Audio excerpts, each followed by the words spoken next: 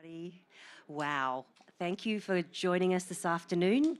We didn't expect to have this much of a turnout, but it's really fantastic. Thank you so much for coming.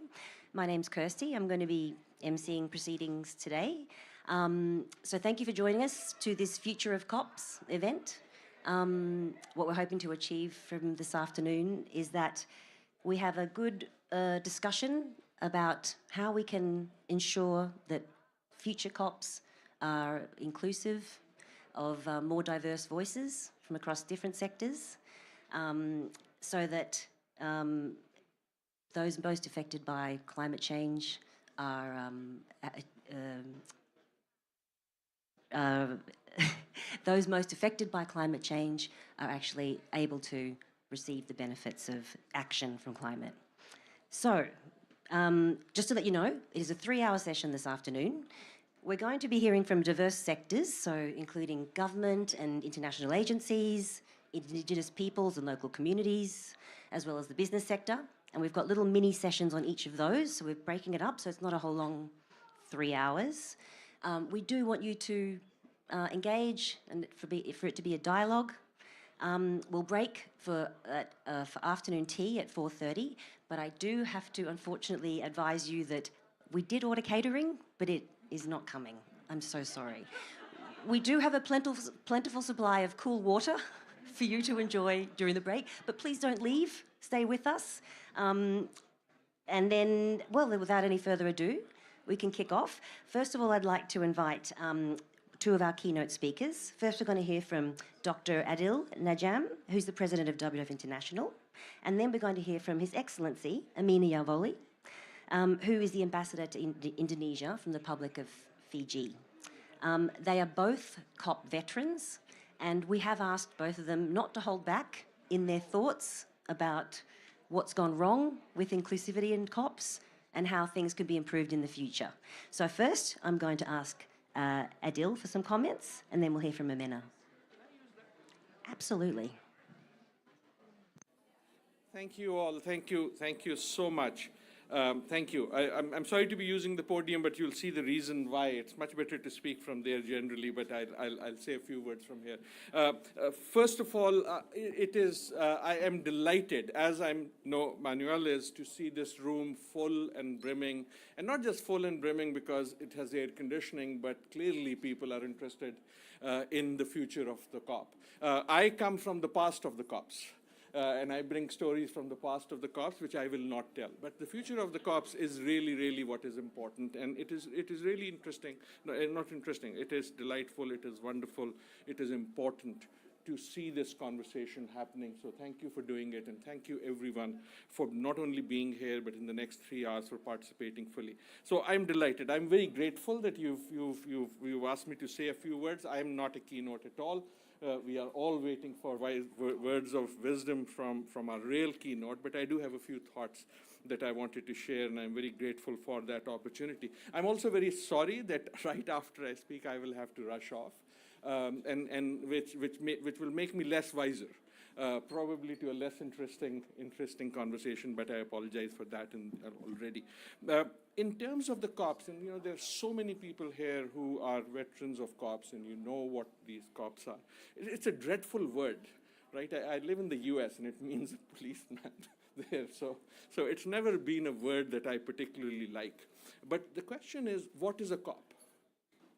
Right? And I do want us to think, I hope, in these sessions, just for a little while, what is a COP? Because a COP is a very different thing to different people. And if you walk down that road, especially today as you were being escorted from one part to the other, like a math game, it was clear that there are multiple COPs. There are multiple COPs here. You can see that in how people are dressed. You can see that in what people are talking about. You can see that in the hopes that people bring to the COPs. You can see that in the fear that people bring to the COP, the excitement they bring to the COP. I was joking with one of my colleagues. It is kind of interesting, I don't know how many times I've heard in just that last day, is this your first COP? It's kind of like a like a starting line for a conversation. Which COP is it? And maybe we should now have badges that say, you know, COP number this or COP number that. But that's not where I want to go with this, right? We can talk another way about the future of COP. You know, at what number will this stop? What will we be talking about at COP 422? Would 1.5 be a topic of conversation? I ask that as a serious question, right? At what point does this urgency take over? And I don't want to answer that question. The question I do want to think about with you in just the 2 or 3 minutes I want to speak is, what is a COP? What is the COP that we are at? So there are many ways to look at the COP. One COP is for the negotiators. And in many ways, that's the one that we are all here to influence. Because we believe, rightly or wrongly, that what they will do will have consequence. We believe, rightly or wrongly, that the promises they will make, they will keep. That is a statement of our hope, more than anything else. But we want to believe that, right? We believe, rightly or wrongly, that if we say things, if we have the ability to raise our voice, they will hear, right? So in many ways, we are part of this theater, if you will. But there is a center COP, if you will, that is the COP of the negotiators. But that's not the only COP. And I think it is up to question whether that's the most important COP or not. And I'm not trying to undermine that. I'm just saying there are multiple things. This is why I think the COPs are so important. They are, in fact, I think, nearly unlike any other gathering that happens regularly. There are other COPs of other treaties, but this one is different. This is, to me, most reminiscent of the original Earth Summit in many ways. So there is one of those COPs. There is a COP of leaders. And if you talk to the negotiators, they're all waiting for the leaders to go away. I don't think they say that in public. But they are really waiting for the leaders to go away, partly because then travel is easier. But then they can get down to the real business of the nitty-gritty, and the family photographs are all taken and the big speeches are made. But the COPs of leaders is also important, because the leaders come and they can be educated. The leaders come and sometimes they can educate. The leaders come and they can sometimes change their own opinion from what it was, sometimes not. There is the COP that is what in my language is called a mela. The COP that is the carnival. The COP that is the big family picnic. The COP where you come and you talk to friends you've been meeting every year in COPs and tell them how your children are doing and ask them how their children are doing. You make relationships, you make networks, right? It is a gathering place. And again, I do not say that cynically at all. That gathering place creates space for movement. That gathering place creates space for network. And that COP is also important. But to me, I think now that we are at 28, the most important COP, if I were to look back, and again, there are people here who have much more insight into this than me. The most important COP to me is the conversation. And I say that with some care.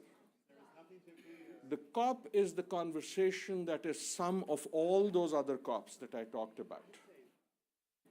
All that noise, all that voice, all that ideas, all that narrative from the negotiators, from the leaders, from the spectators, from the mela, that add up to become a global voice on climate. I do think that if you think about the rise of the climate issue, it is the climate that is doing it, but it is also the conversation that has been created through all of these. If I am right that conversation is important, then the immediate question is that voice is important. Then the immediate question is whose voice has space in the conversation, whose voice does not have space in the conversation. Then the question of climate justice is not just a question of justice regarding the impacts of climate, but justice regarding the voices that are included in that conversation, because those are the voices that will lead to the justice on the impacts.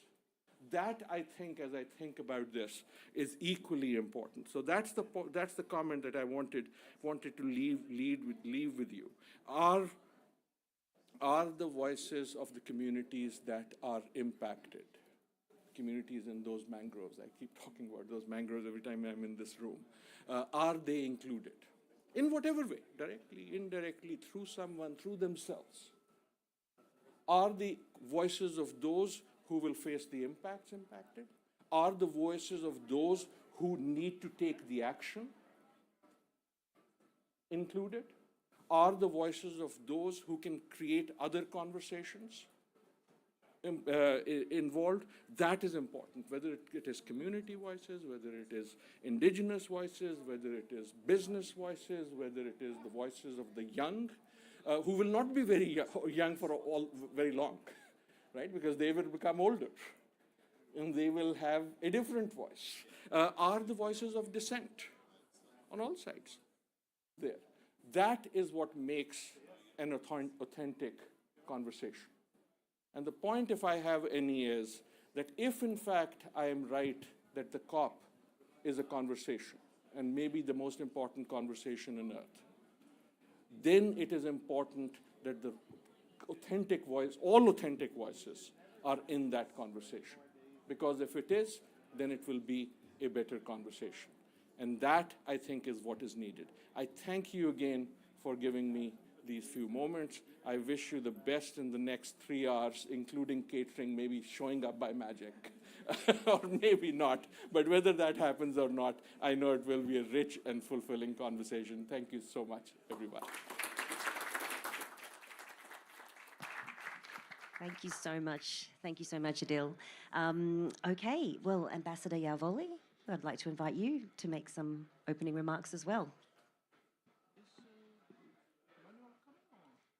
Manuel's going to speak at the end of the session. He's just here to have a peek at what's happening right now. So please, over to you. Do you want to sit here or do you want to go up? Happy Can here? I sit here? Because Of it's a seat course. of equals. Perfect.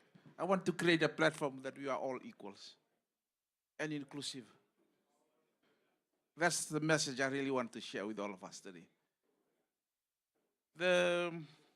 Thank you for the invitation to be part of this brain teasing or brainstorming or whatever you want to call it in terms of the future of COP. And the important point that I would like to start off is who is really impacted by the decisions that we make at COP? Who is really impacted, whether adversely or beneficially or otherwise?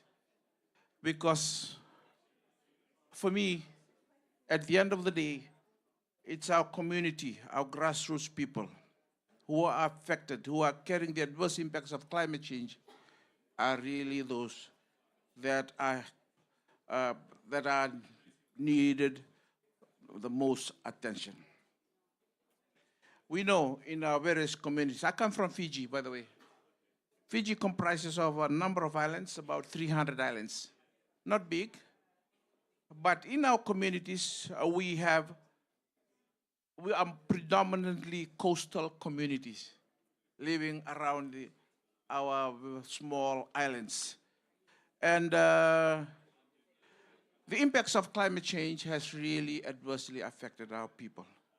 And I'm sure in all parts of the world, because the smaller you are, the more adverse the impacts are or were in terms of the scourge of climate change. An important message that I really would like to share with you is if our communities, our people, the last mile, say we call it, those who are really adversely affected, so why didn't we engage them? Can they be part of the process? Can they be part of the decision making? We know that COP is a body of governments. There's always a big assumption that governments will come with other stakeholders. In my experience, as head of delegation or member of the delegation, we work to ensure that other stakeholders are represented in our delegation, precisely for one reason: their voices need to be heard. Lots of times, senior government officials like me, we resent the fact that they are part of our delegations. But I am, for one, that I'm always open to delegations. If you look at our Fijian delegation now, there's so many different organizations being represented. They're carrying the badge for Fiji, but yet they are allowed to voice their opinions and their views because of the importance of participating in this process. I said earlier, COP comprises mostly of government negotiators. We have government rules to abide with. We have rules of procedures, to follow and to maintain. But I feel that it is important for us to recognize at the end of the day, our messages needs to go out there for them. So what could be the first criteria that I would like to see in terms of future COPs? One is inclusivity.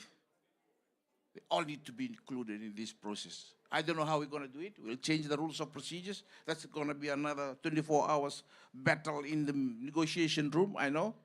And but the future is really for everyone to participate in this process. Climate change affects everyone.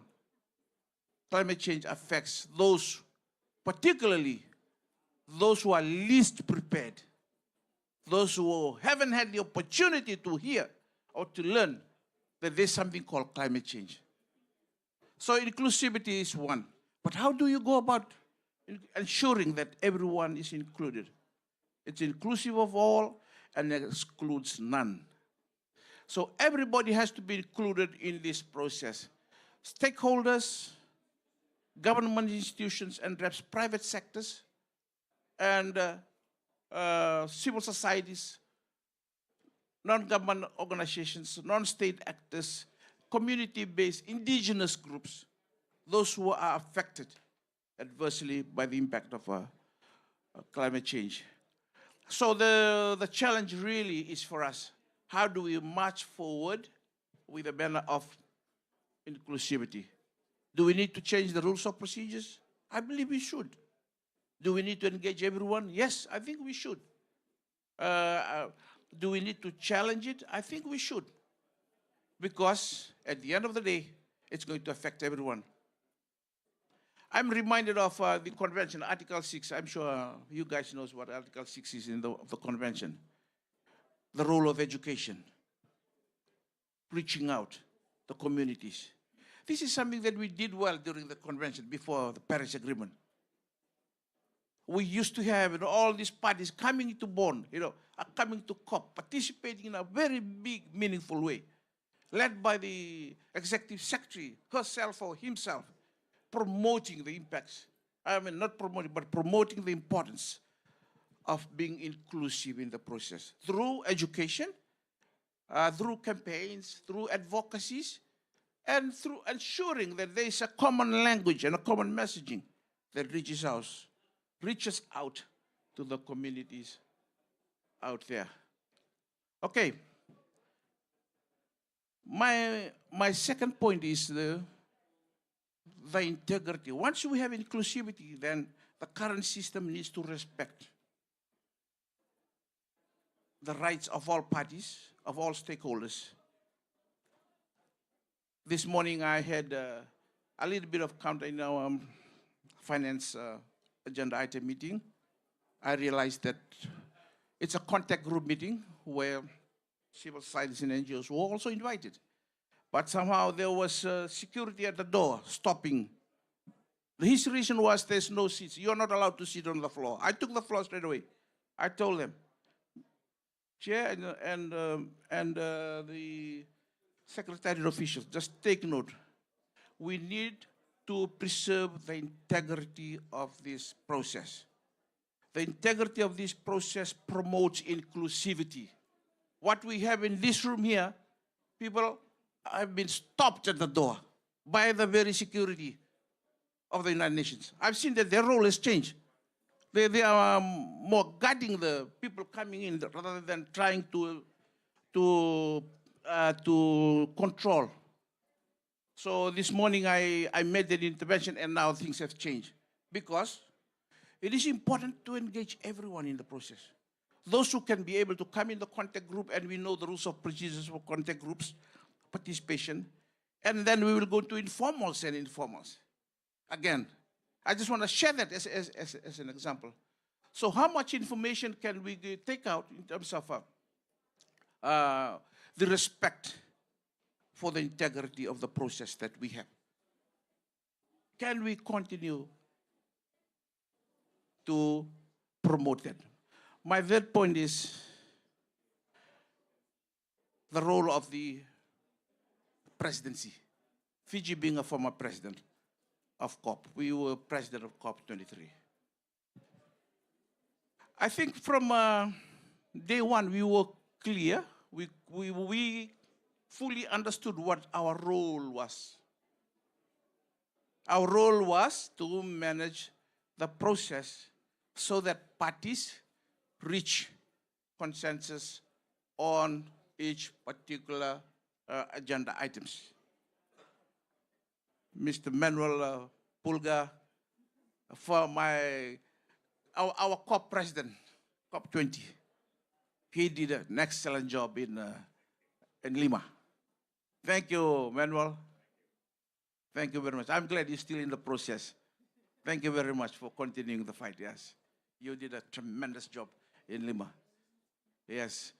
And now in Lima as well, you might remember that human rights was the first time to be introduced into the COP. It was during my SBI president. I was chairing SBI at that time. Whoa.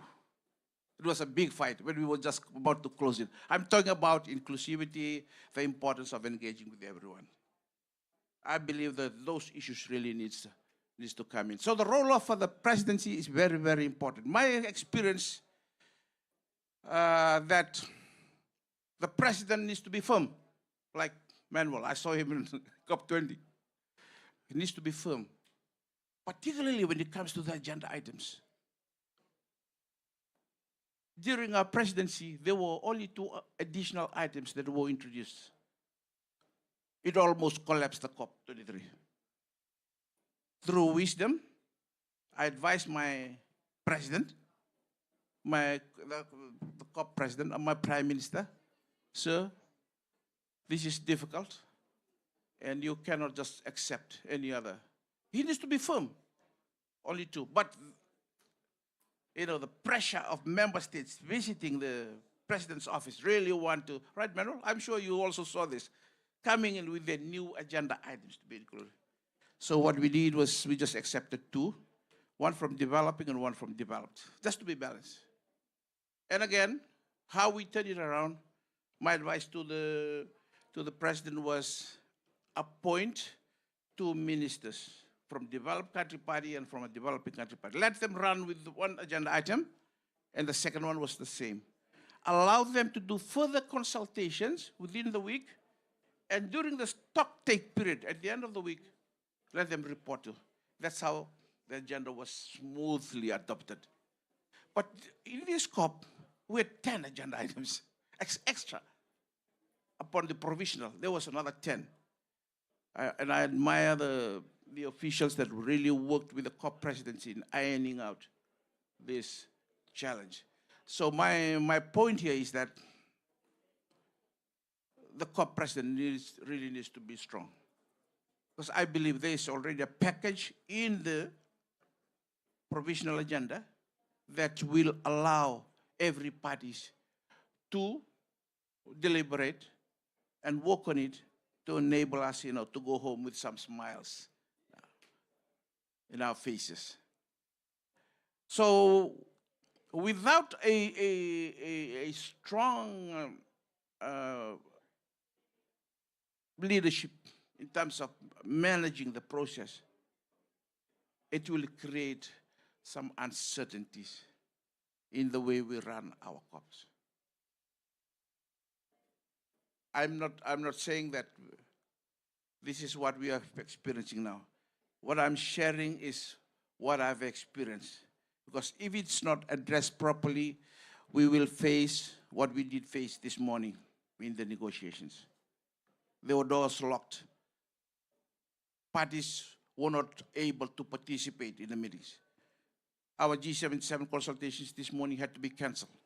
This is on the items on finance. Just because the room was small and the security guards were stopping people from coming in because you can't be allowed to sit on the floor. Alfred, you can sit on the floor here. Just kidding. So that is my additional key message to all of us, how, for the future, how can we, as parties or as collaborators or as stakeholders, those who are affected adversely, how can we promote and ensure that future COPs do addresses these concerns that we have? When we talk to some of our colleagues, they will say that this is a party-driven process. What about the other stakeholders?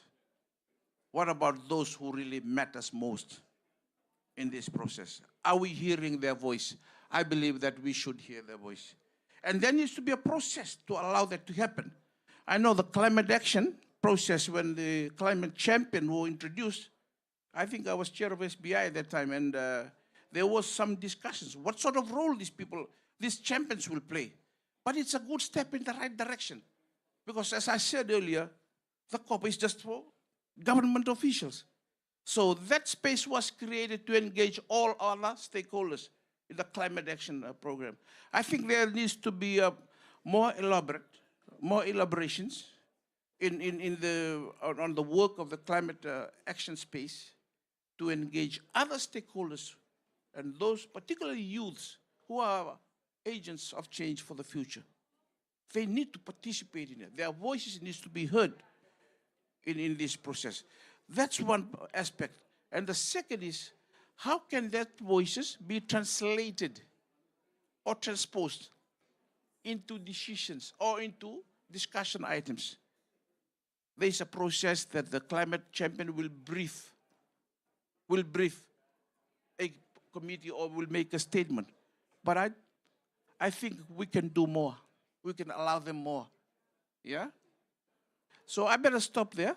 I'm seeing that I can continue talking until the cows come home, but I think it's important that we also hear you and let's share and exchange. Thank you very much. Thank you very much, Ambassador Yavoli, for your words of wisdom from your long-standing experience with COPs. And your points on the role of the COP presidency is a good segue into our next segment, where we're going to focus on the sector, a very important sector for COPs, that of government, but also international agencies. So I'm going to hand over, well, just to introduce the facilitation team today. So as myself, we're all WWF pandas. I'm Kirsty from Australia. We also have Fernanda over there standing up. She's from Brazil. And we also have Alfred in the Bula shirt. He's from Fiji. So I'm going to hand over to Fernanda to lead us through a segment where we're going to talk about the role of governments and international agencies. And we have some speakers as well.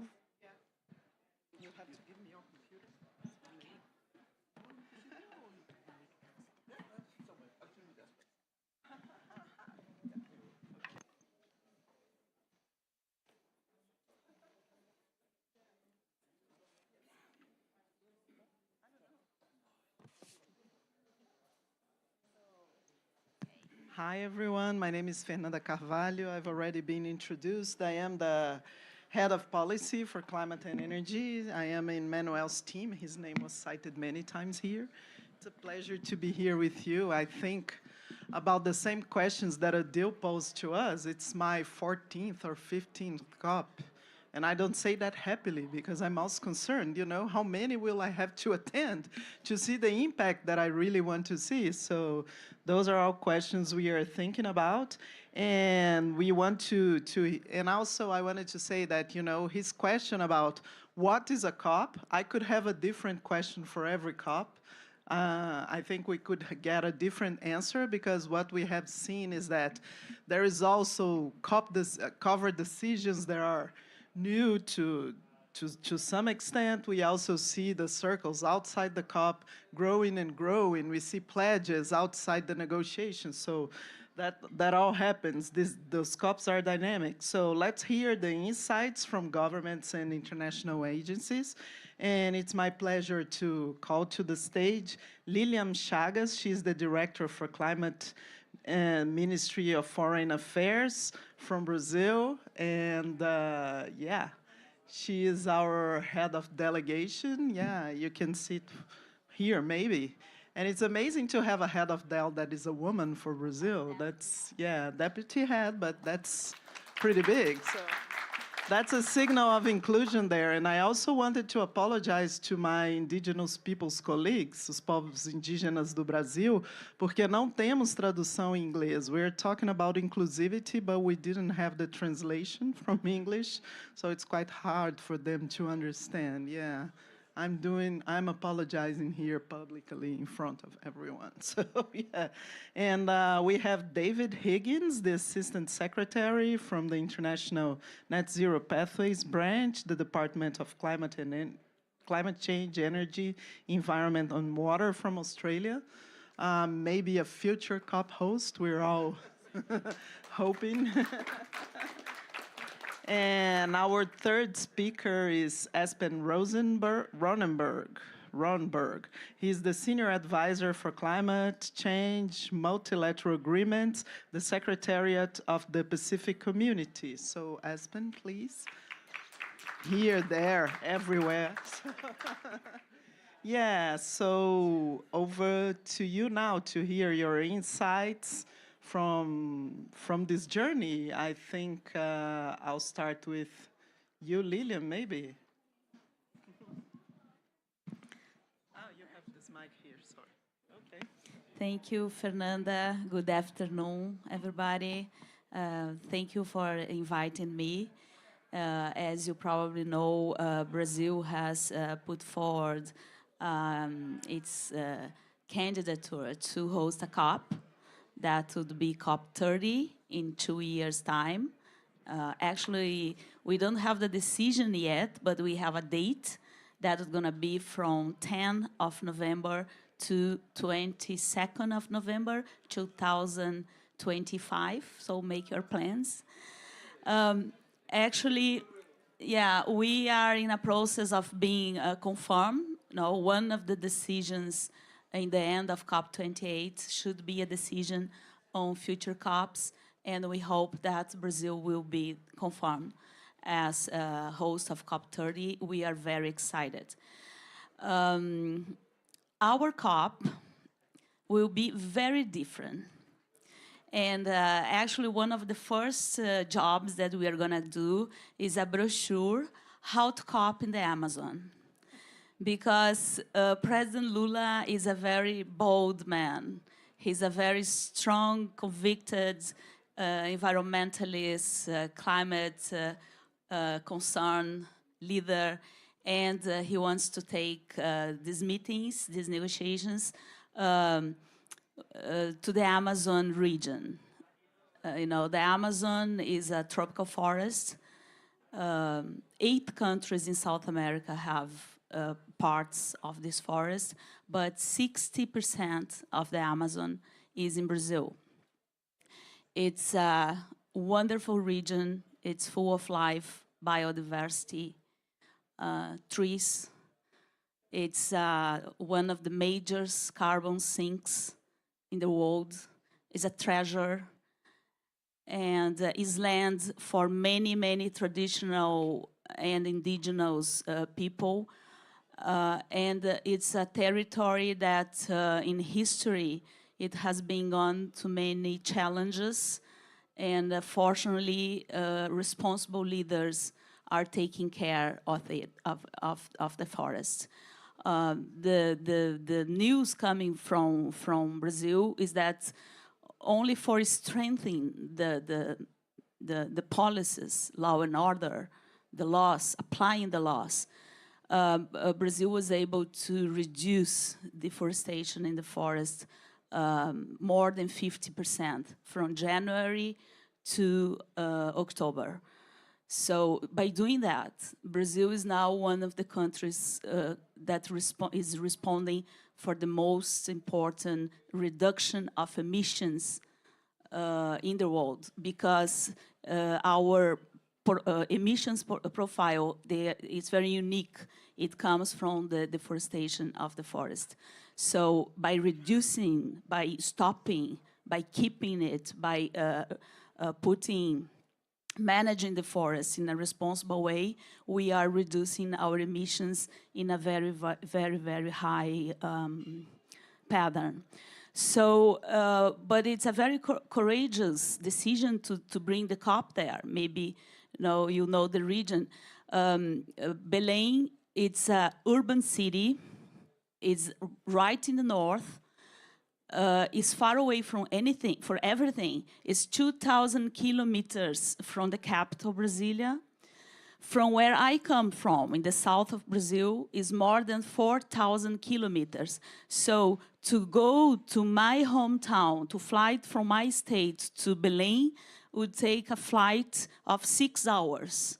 It would be the same from going from Lisbon in Portugal to Moscow. So you'd go, Brazil is, to cross from south to north, it's like crossing Europe. It's a urban city, it's a big city with buildings, universities, research centers, shopping malls, wonderful restaurants, wonderful food. And I have been going there because we are starting COP30s around already on. So I have been going there, and I'm fascinated by the place. I'm fascinated by the forest. Actually, I want to show a picture. Well, actually, Belém. Belém is an urban city. It's not a forest. So you have the urban, the modern facilities, not at the level of Dubai. It's going to be different, but it's going to be safe, and everybody will be well received by the local population. It's a city of 1,500,000 people. It's a very old city. It's one of the oldest of Brazil, and since it is in the end, like in the very north of the country. In the 19th century, it had a special relationship to Portugal. Brazil was a colony of Portugal.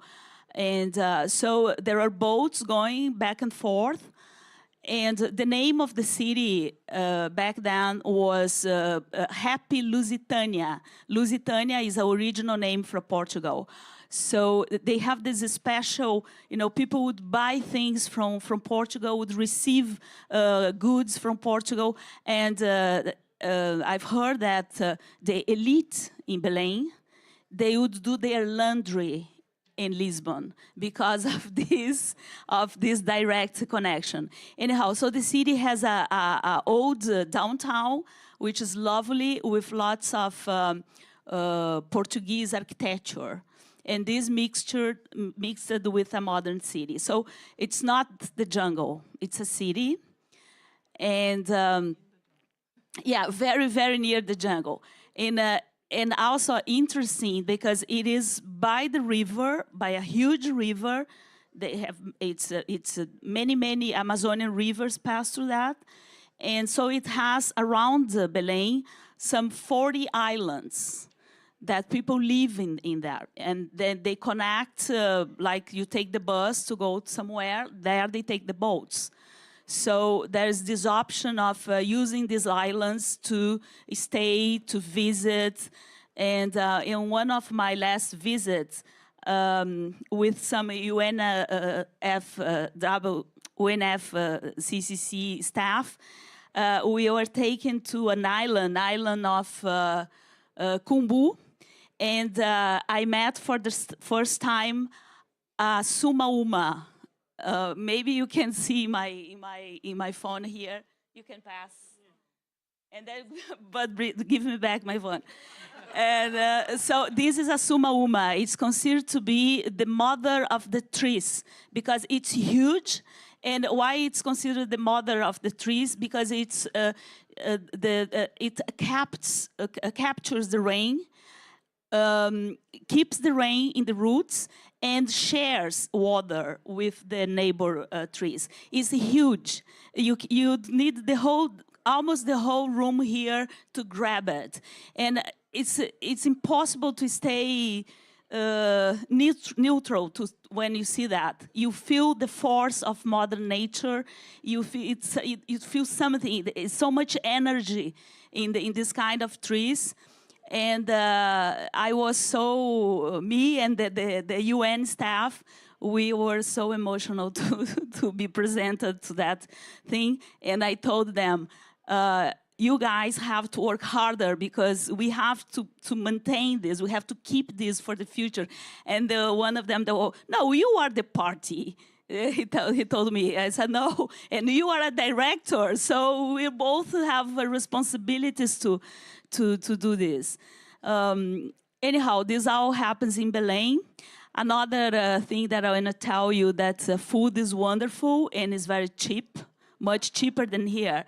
I went to the street market, to street food. There is an old market there, a fish market, and nearby you can buy food. And then I had a Brazilian savory we call coxinha. It's a chicken savory. And a juice, a tropical juice, because there are many. Thank you very much. You're very kind.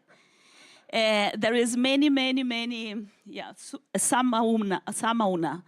Many tropical fruits that you only find in the Amazon. I'm addicted to one that is called bacuri. So I had one savory dish and one juice for R$5, $1. So you can have a snack, very healthy, delicious for $1. I mean, this is unbeatable. No, I don't think Australia will be able to offer that. So, and also another thing that when talking to people, they are listening. The residents, they are listening. Oh, you're gonna have a big meeting, an international meeting, a COP. So some people, they are thinking that what's going to happen there is the World Cup of soccer, the World Cup of football. Why? Because in Portuguese, COP, the World Cup means Copa, like the football cup.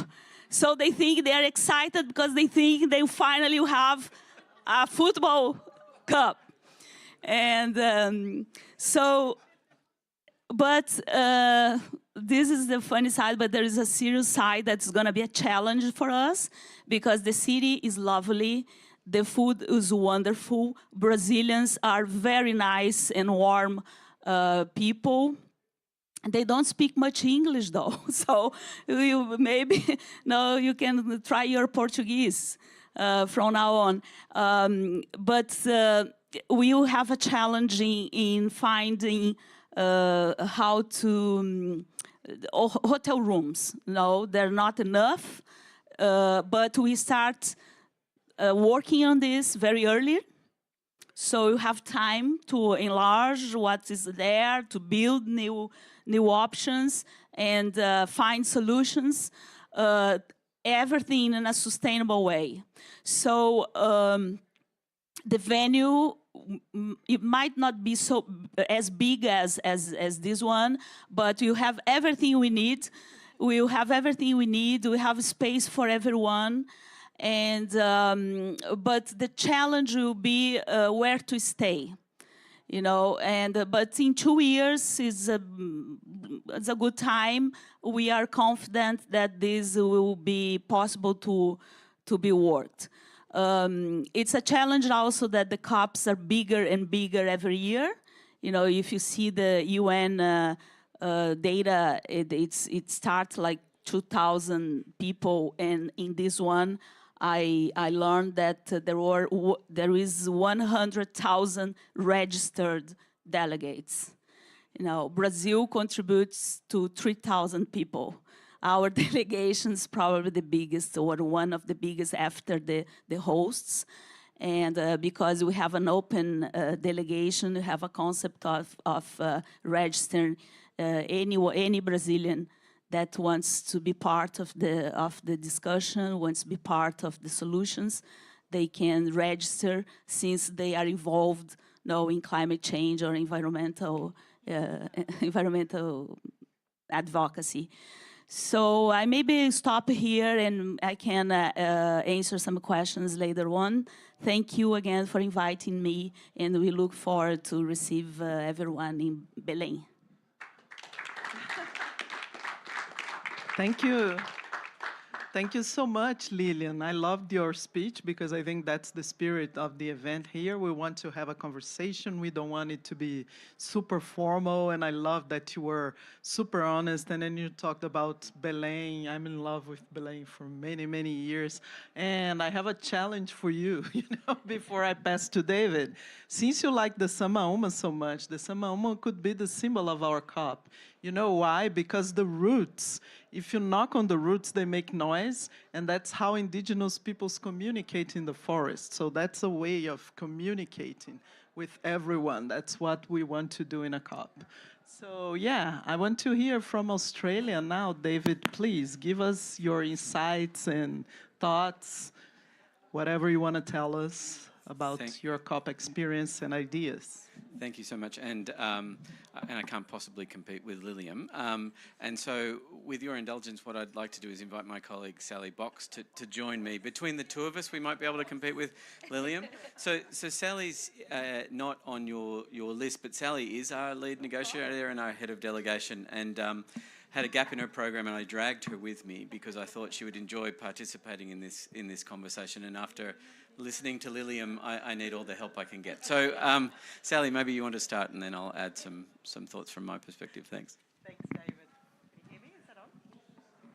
This one is on, I think. I'll use that one. Thanks, David. Yeah, I think our ambassador for climate change was due to come here, and she had a competing engagement, so they decided they needed to send two of us to compete with Lilium and two to replace Kristen Tilley. But it's lovely to be here, and thanks, David, for dragging me along. So we've been thinking quite a bit about the future of COPs because Australia's bidding to co-host COP31 in partnership with the Pacific.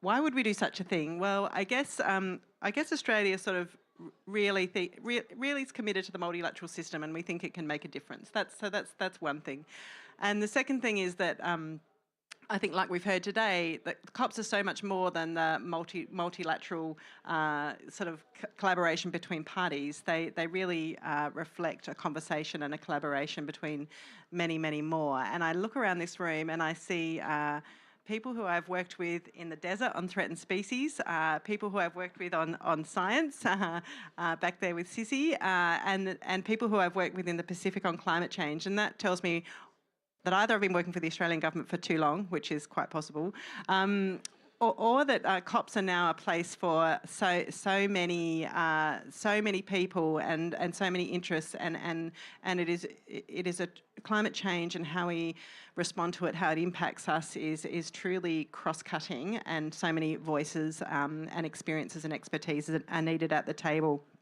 So we are bidding to co-host COP31 in partnership with the Pacific.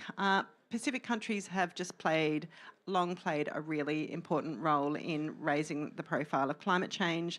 They were so instrumental in raising voices at the commencement of the convention. They were critical to having 1.5 in the Paris Agreement, and have been a very strong voice for the needs for climate finance in more recent years. And now more than ever, I think the voices of the Pacific are really needed, which is why we are very keen to have a Pacific COP, and including to raise the voices of First Nations people from across the Pacific. So if our bid is successful, I think we're really keen to have a COP that brings profile to the unique challenges of the region, to bring the priorities of the region to the fore, and to really exemplify, I guess, the region's diverse culture. I think they're some of the things that we're really keen to do. It's a long way off yet, and we haven't won the bid, so there's a lot of work to do in partnership with the Pacific to really design a truly Pacific COP. But we have been thinking a bit, obviously, in putting our hand up for this thing. Well, you know, what... I've come to COPs. I've only been to 2 COPs as head of delegation, and but 4 COPs in total. David's been to a few more than me, I think. But I think we've got members on our delegation for whom it's the first time, and we've got members of our delegation who have been to many. And I think all of us at some point sort of think, you know, what's a COP for? And we have heard that question sort of asked today. And I think the multilateral response to climate change often does draw a lot of criticism for being too slow, for not being not being fast enough to respond to the urgent crisis we face, to being focused on brackets and commas and agenda fights, and not on really what's important. But then we see an outcome like we saw yesterday on the new fund and funding arrangements for responding to loss and damage. And in 12 months, the international community really came together to design a fund to fill a really important gap in support for the most vulnerable. And we were really proud to be part of that process. That's not something that could have been achieved with the same reach and with the same impact outside the multilateral process. So we can feel like it's slow and difficult and turgid, and then we see something like what happened yesterday, and you realise the power that this forum has. And we have got 2 more big important decisions at this COP with the global stocktake, which really needs to look at where we've come from, what we've done well, where the shortfalls are, and what we need to do to fill the gaps to reach the goals of the Paris Agreement and really send those signals about what needs to be done. And we've got to decide on a framework for the global goal on adaptation to really raise the profile of adaptation issues and help us do better at assessing progress and working out where we need to do more there as well. So that's just this COP. And then next COP, we've got to think about the new finance goal and how do we really lift finance to align it with the goals of the Paris Agreement. And then the year after, which will be Lilium's job, is countries need to come back, they need to have thought about the global stocktake and think about how does my country respond through new targets, through new nationally determined contributions to really close the gap to 1.5. So the multilateral, when you think about it in that way, the multilateral system really has a lot of power in sending really important signals, and it can feel slow and turgid, and then you can have these magic moments like we did yesterday, and hopefully we'll have a couple more at this COP, and then at least one every COP from now on where we really do make a change. So that's the negotiations process, but like we've heard today, it's the COPs are so much more than the negotiations, and they have this huge convening power now, as we've seen. Certainly the number of government officials on the Australian delegation is far outstripped by the number of non-government officials, which is, from my perspective, exactly the way it should be, and it brings a whole new sort of conversation and opportunity to this place. So maybe that's where I can hand over to David to talk a bit about that. Thanks, Ellie, and I'll try and be brief because I know we all want to hear from Espen, and there's much to get through this afternoon. But to sort of build on where Sally left things, the 100,000 plus people that Lilium mentioned who are here, most of those people aren't engaged in the negotiations at all. And as we've heard from others during this session, a COP means a whole lot of different things to different people, and one thing that we think about, particularly both in the context of what we try and offer to the process each year, which we try and build on incrementally, but also what we're trying to think about in a deeper way as we think about potentially hosting COP31 with our Pacific friends, is how you catalyse that energy and that activity outside of the negotiated processes in ways that don't stifle what is really vibrant and really really consequential and inherently inclusive. How do you get as much from that as possible, and how do you take elements of that and feed it into the negotiations to help sort of provide momentum to the negotiations? We'll see some attempts at that here, and I think the work that that the UAE and others have led with respect to this commitment around tripling renewable energy penetration in systems and the doubling of energy efficiency improvements is an example of the kind of activity we parties, we others can get engaged in that send signals that are really consequential, that aren't necessarily grounded in the negotiations, which, as Sally said, need to involve the buy-in of all parties, and so necessarily take time and necessarily are lowest common denominator,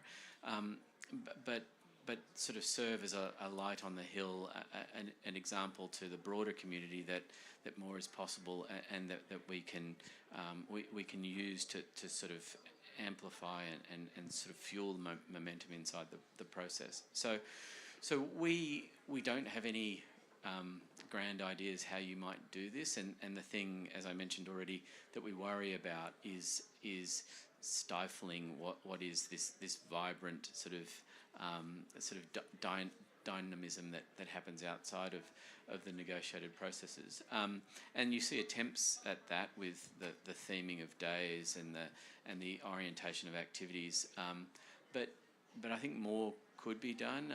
I know in talking to people who visit us at our pavilion and beyond, they may have a particular interest in a particular subject, and they can't even find all the events that are happening across a campus this large that relate directly to their specific interests, let alone figure out how you might sort of pull common threads from that and turn it into something that you could really rally support around. So we are going to think hard about that, and obviously we're going to think about that in concert with the Pacific, who we'll be doing this jointly with if we are indeed successful.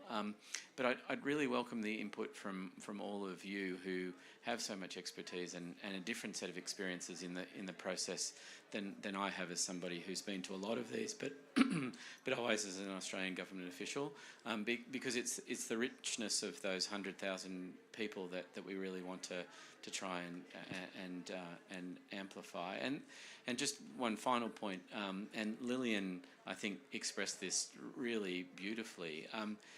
The hosting of a COP is an opportunity to express to the world something of yourself as a host, and for us, what we're contemplating is doing something a little bit different, where we're trying to project not only an Australian national identity, but a Pacific identity, which presents a set of challenges, but some really exciting opportunities. And I think if we could get to a place where we are able to talk as eloquently and as passionately as Lilium did about what is going to be an extraordinary COP in Brazil in a couple of years' time, we'll have done a really good job. Anyway, I'll stop there. Thank you.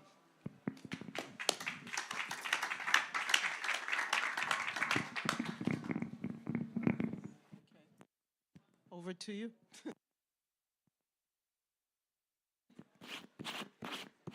Hello? Oh, okay. Yes, my name is Aspen Ronenberg. I've been working on climate change in the Pacific for 32 years now, come September, or September's past. I was at COP1. I've missed 4 COPs. But I wanted to talk a little bit about what's different, what the experience were, and yeah, just do some reflections. One reflection that I have, so in my current work as a senior advisor with the Pacific community, I do go to a lot of regional events, and I've been trying to focus a bit on working with the youth groups and the students who are very active in the Pacific. And Alfred invited me to one such event just a couple of months ago in Fiji. But it was at a different event in Fiji where I'm becoming used now, since I'm doing this for 32 years, that I'm meeting the kids of friends of mine in the process. So people I used to work with in the beginning, their kids are now working in the process. But I was at this meeting in Fiji, and I saw somebody from Marshall Islands, which is where I started my career in the Pacific. And I saw her last name, and I said, "Oh, are you so-and-so's daughter?" She goes, "No, that's my grandfather." So I'm beginning to really feel old. There was a delegate from Niue who turned 28 here at COP28. It was his first COP, so he was given a very big celebration. But yes, so at COP1, things were very, very different. Like you said, the numbers. From the Pacific, we had maybe 1 or 2 delegates from each country.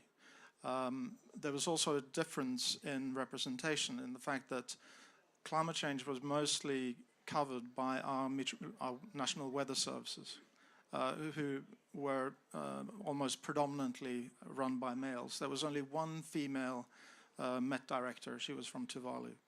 Everybody else was male. And so we had these fairly senior guys from the Met services, and then we had some foreign affairs types, and myself as a very, very junior diplomat. And it was a very different setting. We had a much more manageable agenda, but we also had much greater difficulty in getting our message across as small island states. We were not given a lot of kudos within the larger grouping of developing countries. In fact, I've written a history of this, which I'd be happy to share with the organizers, not to plug my own work, but there was an instance, this was pre-COP, when we had what was called the INC process. And one of my colleagues from Micronesia was trying to take the floor, and a senior delegate from, I'm not going to mention the name of the country, but it was an oil-producing country, came over to him and said, "Look, put your flag down. It's time for the more important countries to speak." And he didn't do that. But in reflecting on the dynamics within the room, that's the sort of treatment that the small islands were getting. Before I started, Vanuatu had submitted a proposal that was similar to the loss and damage issues. It was around insurance based on emissions. So contributions to a fund would be based on your emissions level, and this would be used for insurance for vulnerable communities. That was in '91. So yeah, I'm grateful that we managed to get the decision yesterday, but it shows the level of patience that is incumbent upon small island states in the process. We cannot give up, because the alternative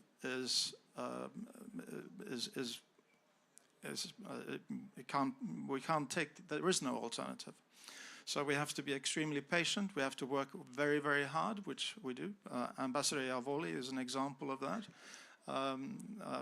He's chaired the SBI, he's chaired G77, and he's always striving to get that consensus, to get the decisions that will make a difference on the ground back in the Pacific. And that's part of my job at the moment, is to look at what the challenges are and try and translate that into negotiations, positions, or negotiation text. That was not something we were terribly good at back at COP1. We did have some very clever people, and we did manage to get some good decisions. But if you Google on YouTube COP1 and my name, you will find the closing plenary when I yelled at Angela Merkel for patting herself on the back. This is another difference, I guess, in that back in the earlier days, you had a lot of very angry Pacific Islanders who really wanted to shake things up a bit. But we realized that we had to persuade people. We had to get consensus. We had to get everybody on board. That has been a work in progress, trying to get the Pacific stories explained at the level of the COP, but also then translating that into the decisions that make sense back in the region. We still have a long way to go. I mean, if you talk to any of our climate finance negotiators, you'll get an earful.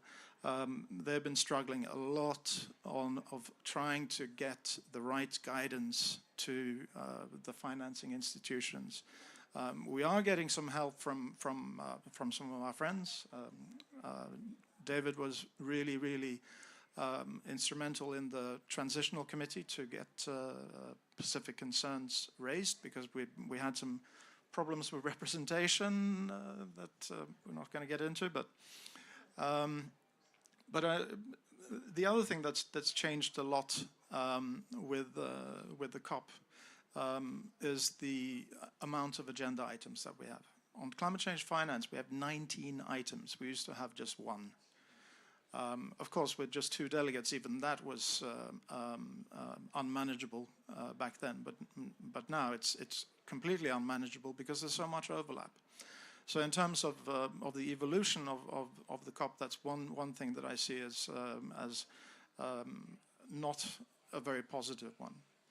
The number of engagements with civil society and so on, which has been raised, I think that has been a very positive influence on the COP process, because we, as negotiators, well, I'm a technical advisor now, but when I was a negotiator, we would pick up stuff from side events, from discussions with civil society, and we would bring that into the negotiations and see if we could get something meaningful to fly from that interaction. Sometimes we did, and sometimes we didn't. But like with loss and damage, hey, it took 33 years, but we got it.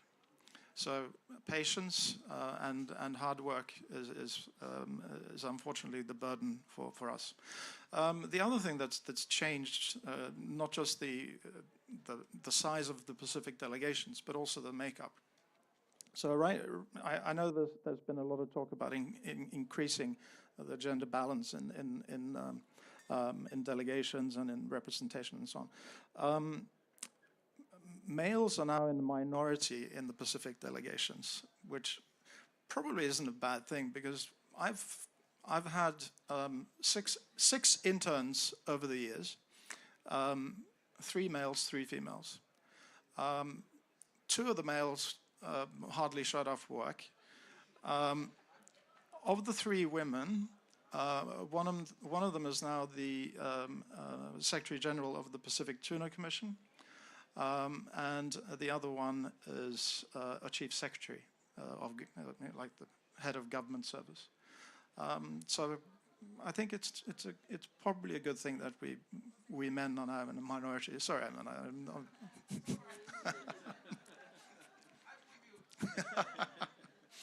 and also the fact that we have a lot more youthful delegates who actually have a much stronger educational background on climate change.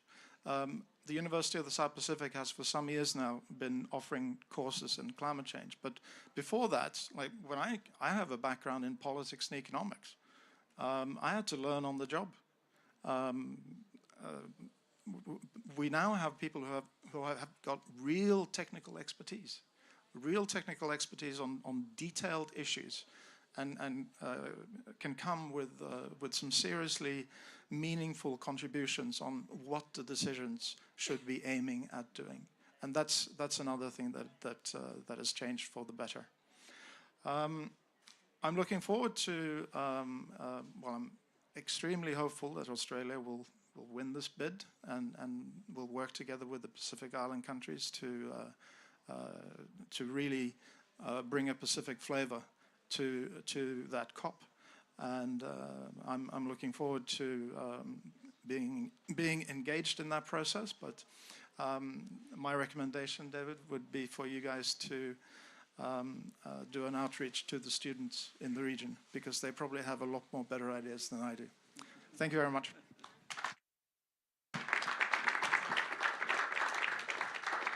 Okay, that was a great panel. What can I say? It was fantastic. All the experiences and ideas shared here. I could tell a few stories myself, but I just wanted to say that I also felt that because a friend of mine told me his son came here as one of the diplomats of Brazil, so I'll have to come to one of them and tell him I know his parents. That's a first for me, so I get the feeling. I love working with the Pacific. I mean, the vibrancy is just amazing. As you know, of course, on the NGO side, they always do vibrant demonstrations, and there is the song, "We're Gonna Rise Like the Waters," that I never forget. And they have great ideas. I mean, this advisory opinion to the ICJ that came from a Vanuatu classroom. So that's amazing. And, just very quick conclusions. I think you mentioned that the multilateral system still gets those things like the loss and damage fund. Another key message for me was your message that we can't give up because the other option is much worse. But I wanted, the time is advanced because I felt really embarrassed to cut and to do time management of such a fascinating panel. But maybe we could take one or two questions from the audience because we really want to make this a conversation. And another conclusion for me is that we as WWF have to be facilitating this kind of event at all COPs from now on. So we'll try to do that. But anyone from the audience wants to participate and share questions with us, please? Yeah, hello, my name's Fiona Ryan from Forest Development and Climate, and yeah, it's towards the end of the negotiations when I was involved on them, the leaders would come and the public servants, civil servants would come and they'd refer back to the capitals. So, I mean, so really it's not only us, we take back a message from being in this global magical global experience and take it back home and say, we need to fight. You people that weren't able to come here, you'll be the ones that make the difference if you campaign in your country, and that'll affect your capital and it affects us here. Great point, Fiona. Many thanks. Anyone else? Okay, there you go. I just wondered if any of you had any thoughts about what we could do to include many more of the people who have come along to COP in some of those negotiations that you were raising before. I thought of things like some sort of online democracy where the negotiators are seeking input from various observers and other parties. Has anyone thought about any ideas like that? Can I give it to the participants to reply and we have to wrap up? Yeah. Yeah, I just want to say that something about the future of COPs, that what we should think about it, where it's going to end, 100,000 people. My flight from Rio to Dubai was a 14 hours flight, probably yours too, and all the Brazilians. So are they offsetting all these emissions? And the cost. Look at this. This is a global village. How many people are working here, the constructions, everything. So 2 points. One is the cost. If you will keep growing, which maybe is good for the negotiations, is good for the climate, is good for the participants, but it's very hard. How many? You took a lot of time to get into the venue, to arrive into the venue. Many negotiators. In my team, one of the guys that does mitigation, a core subject of the negotiations, it took him 3 hours to arrive. He was tired, he was frustrated, and it took him 3 hours. I was with the head of the delegation, and it took us a little bit less, but 30 minutes in line. So maybe if you keep growing, the problem is that it's very expensive to put the structure that is needed. And if it's very expensive, you leave out most parties of this process. Because if I'm going to spend so much money in organizing a 2-week meeting, international meeting, I would rather, if I am the authority, I would rather build health structure in my country or something else. So, but nobody wants to take this decision, to streamline the agenda. Have you gone to the meetings place? They're huge rooms with modern equipment, air conditioner with a certain type of filter. I invite you to read the host agreement between the UN FCCC and the host country. It's something like 100 pages with specifics. The chair must be like this, the air conditioning, the filter. It's impossible. It's impossible. So we will have collectively everybody, civil society, business people, governments, to find a solution that will keep, making these negotiations fit to purpose, because we have a real problem, and make it possible. Otherwise, we're going backwards. Closing, making it smaller, more governmental. I don't know. I don't have the solutions. But the problem of keep growing, I think this is wonderful. At this right time, if I look at the programming, there are 5 events that I want to be there. 5.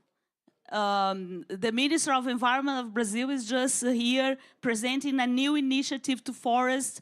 So it's very exciting. I'm almost suffering of the missing out syndrome. But the problem is that who is going to host it? Only the developed countries, the rich countries, because it's becoming too expensive.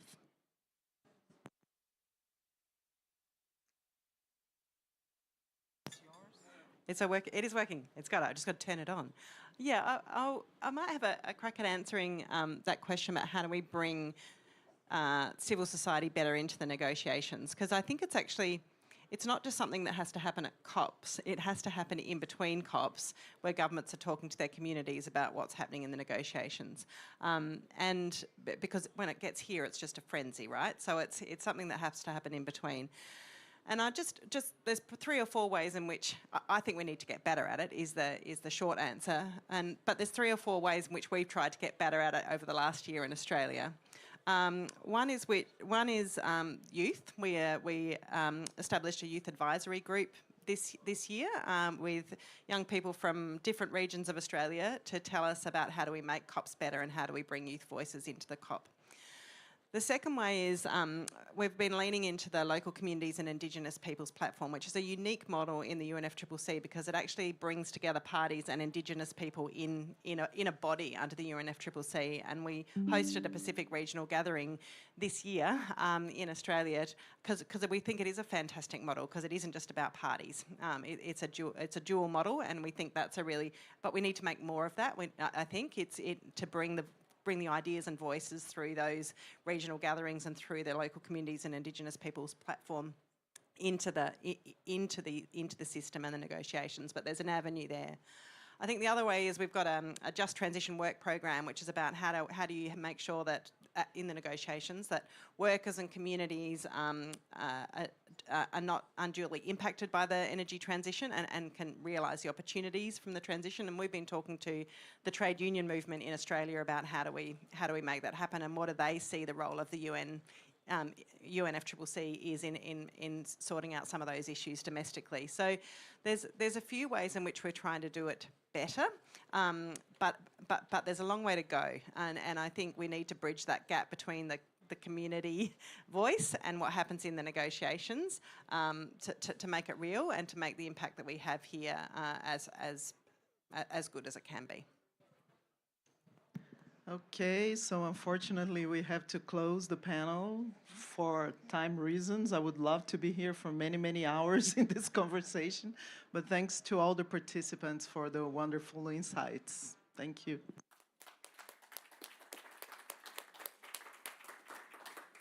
Is this okay, everyone?